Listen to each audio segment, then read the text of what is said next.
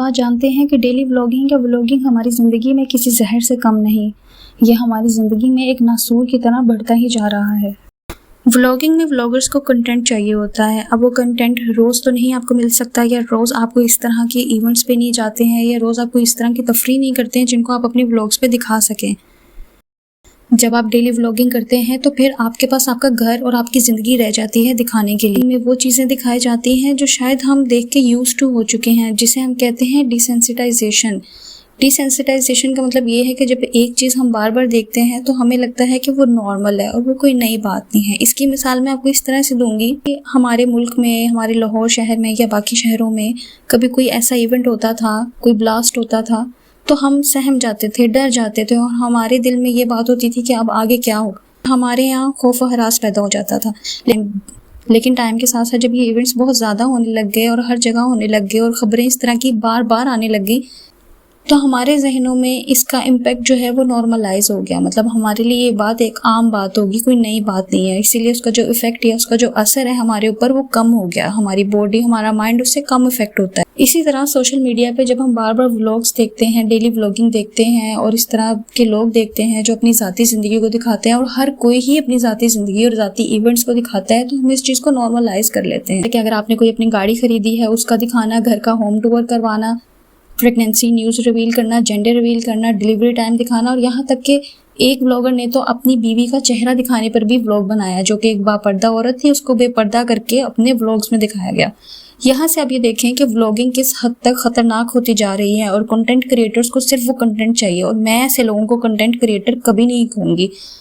Camera اٹھا کر اپنے گھر کا ماحول دکھانا، اپنا بیڈ روم دکھانا، اپنی پرائیویٹ کنورسیشنز دکھانا، جو لوگ یہ بات یاد رکھیں کہ جو لوگ یہ چیزیں دکھاتے ہیں وہ اصل میں ان کی زندگی ویسی نہیں ہے، کیونکہ وہ لوگ صرف آپ کو اپنی زندگی کا وہ حصہ دکھاتے ہیں جس میں وہ انجوائے کرتے ہیں، خوشیاں سمیٹتے ہیں، یا کوئی چیز خریدتے ہیں، کوئی لگژری آئٹمس خریدتے ہیں، یا ان کو یوز کرتے ہیں۔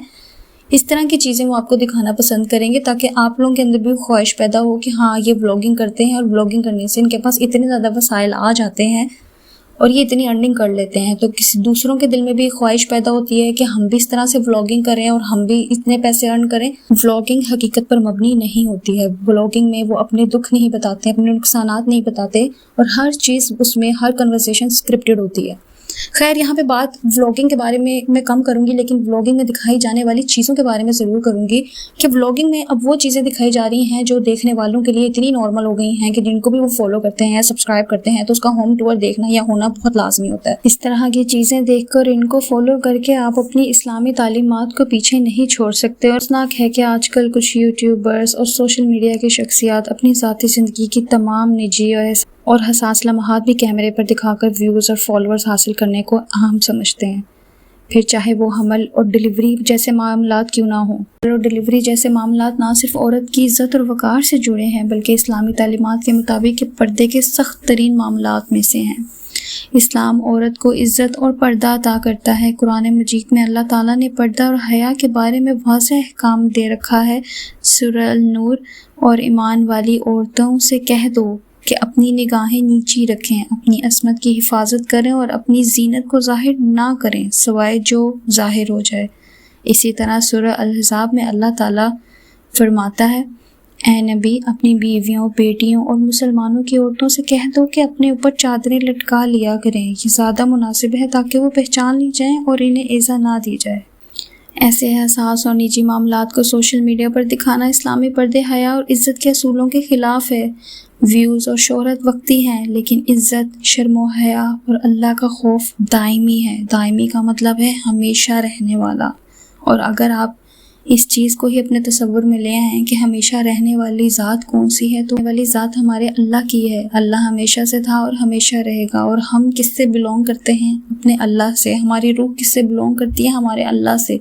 یہ دنیا کی معدنیت اور چند روز کی زندگی میں بھٹک کر زندگی مت گزار۔ سورہ النور اور سورہ الاحزاب میں واضح حکم ہے کہ عورتیں پردہ اختیار کریں اور اپنی زینت کو غیر محرموں کے سامنے ظاہر نہ کریں۔ ان احکامات کی خلاف ورزی دراصل معاشرے میں بے حیائی اور فتنہ کو بڑھا دیتی ہے۔ آخر ہمیں کیا سیکھنا چاہیے اور کیا یاد رکھنا چاہیے؟ زندگی کے ہر لمحے میں ہمیں یہ یاد رکھنا چاہیے کہ ہماری اصل پہچان اللہ کی بندگی ہے۔ دنیاوی شہرت وقتی ہے، لیکن آخرت دائمی ہے۔ بے پردگی اور نجی معاملات کو عام کرنا غلط راستہ ہے جو ہمیں اللہ کی رحمت سے دور کر دیتا ہے۔ عورتوں کا بے پردہ ہونا نہایت افسوسناک ہے اور ہمارے معاشرے کے اوپر ایک بہت بڑا تھپڑ ہے اور ہمارے ملک کے اوپر ایک بہت بڑا سوالیہ نشان ہے کہ ہم کس چیز کو فالو کرتے ہیں اور ہماری مورل ویلیوز کیا ہیں۔ مجھے یہ لگتا ہے کہ ہم لوگ اپنی مورل ویلیوز بھول چکے ہیں اور ہمارا اپنے دین سے ایک الگ رستہ اختیار ہو چکا ہے جو ہم اس طرح کی چیزوں کو پروموٹ کرتے ہیں، دیکھتے ہیں، سراہتے ہیں اور ان کو دل سے غلط نہیں جانتے۔ اللہ تعالیٰ آپ کو بھی ہدایت دے، مجھے بھی ہدایت دے، اور جو